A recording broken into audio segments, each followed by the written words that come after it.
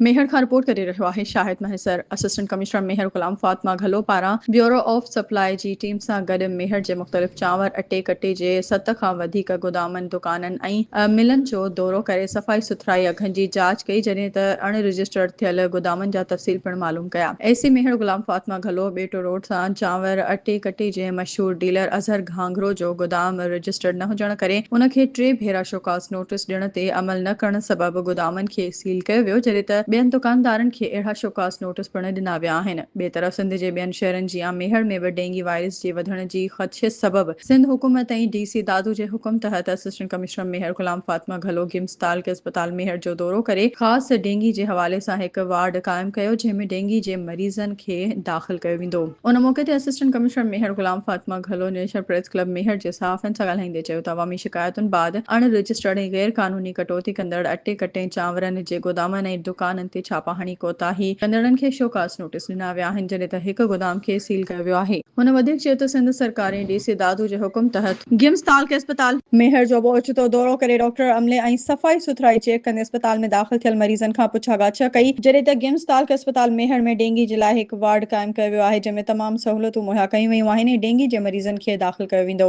AC मेहर गुलाम फातिमा घलो जे गिम्स तालके अस्पताल जे दौरे दौरान अस्पताल ऐं वार्डन में सफ़ाई सुथराई न हुजण ते नाराज़गी जो इज़हार कंदे अस्पताल जे अमले खे सख़्तीअ सां हिदायतूं जारी कंदे सफ़ाई जो निज़ाम बहितर करण सां गॾु मरीज़नि खे दवाऊं ऐं तमामु सहूलियतूं ॾियण जो पाबंद कयो वियो आहे। उन मौके ते रेडर ऐं असिस्टेंट मुख्तियारकार मेहर आसिफ तुनियो ऐं ॿिया अमलदार पिणु गॾु हुआ।